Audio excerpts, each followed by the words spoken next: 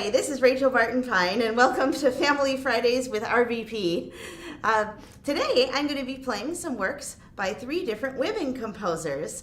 I've always tried to include music by women composers among my concert repertoire over the years, but I had a particular wake-up call a few years back when my daughter was 4 years old. She'd been playing the violin for a couple of years, and at one point, just randomly in the middle of one of our practice sessions, she said to me, "Mommy, why have I never played a piece by a lady composer?"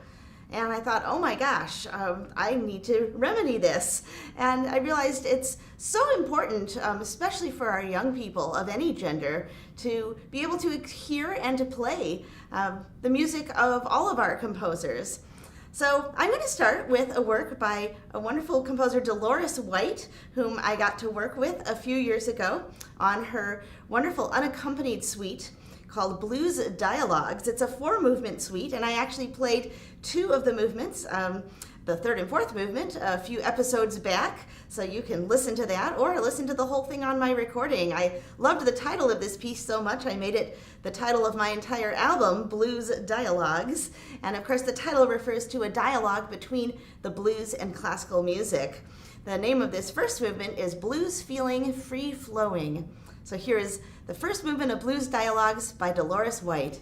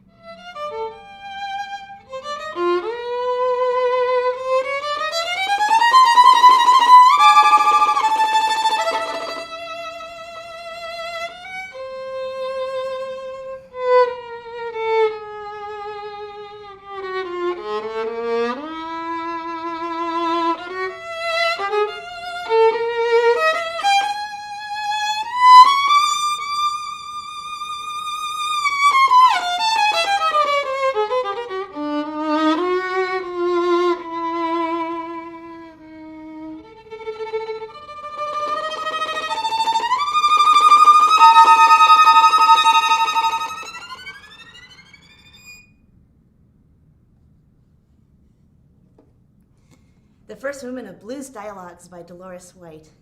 I was actually supposed to perform this suite as part of my recital in our nation's capital at the Kennedy Center this spring. And hopefully, after COVID is over, that concert will get rescheduled because I can't wait to play this piece in that venue.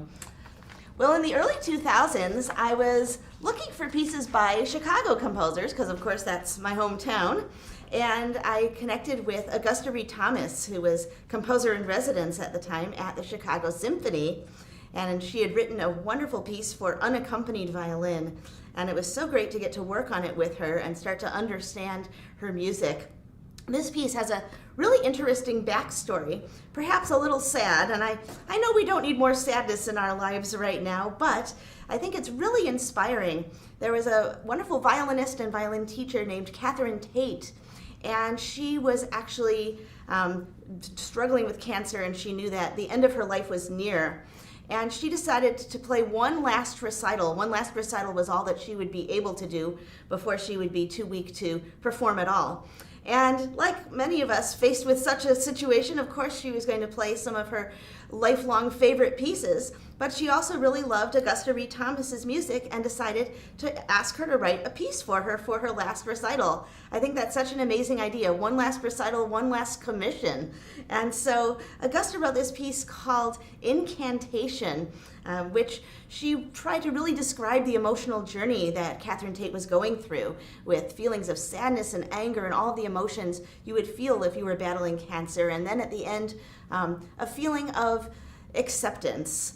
And so it's really an amazing emotional journey, such a moving piece and such a moving story. Well, after I played this piece, I was really eager to ask Gusty to write a piece for me, and luckily I had the opportunity shortly thereafter. In 2004, I was doing a recital for the nationally syndicated radio program St. Paul Sunday, and so I asked her to write a piece for me for that occasion, which I've of course performed numerous times since then. It's entitled Rush. And the idea is that it's sort of an adrenaline rush. I think she describes it as a coffee rush or a sugar rush. So it's basically a really exciting, just shot in the arm of energy. And so very contrasting pieces, but both with her very distinctive musical voice. And I love the way she describes her music. Composers fall in any place along the spectrum when it comes to these kinds of issues of what's the meaning of their music existing. But Gusty says that her music craves a listener, and you can definitely tell that it's written to be performed. She's written one other unaccompanied piece for me, which is called Caprice, which was a surprise wedding present, and you can hear that on my YouTube channel. But here's Incantation, followed by Rush by Augusta Read Thomas.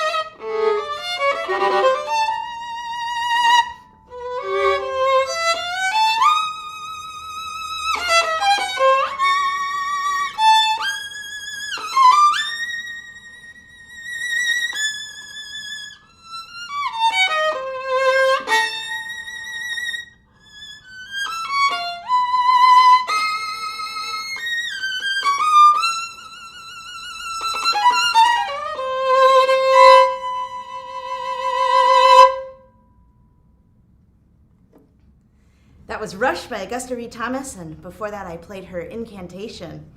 One of the things I really admire about Gusty, besides her great music, is her support of other composers through her teaching and being the director of the Ear Taxi Festival.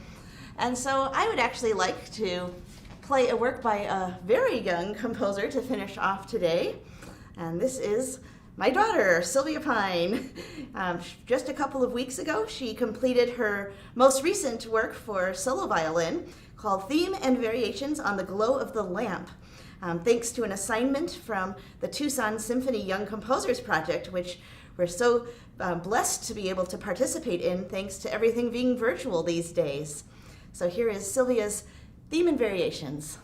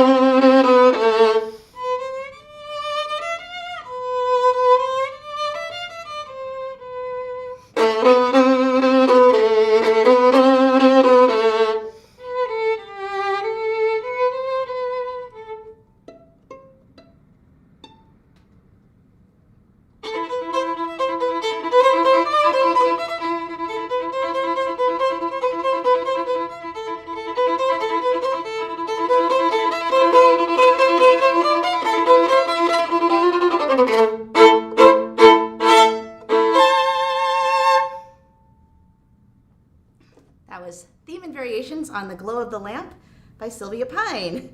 And I've definitely missed being able to work in person with living composers since lockdown, though I've had the great pleasure of being able to hang out and collaborate with some of them over Zoom. But I do have one living composer who's been quarantining with me, so congratulations, Sylvia, and please get over here. I'm going to ask you a couple of questions. Good morning. Hello. Hello. All right. So first question that I'm sure everybody's wondering is, where does the title of this piece come from, The Glow of the Lamp? Well, I actually don't really know. I like the song, and I kind of felt like each of the variations had a different kind of surrounding. Like maybe one, the lamp is glowing very brightly in a nice, well-lit room, and maybe in the next, it's a soft, maybe rosy glow in a dark room. Maybe one of them is like a very bright lamp. I don't know, maybe even a light bulb.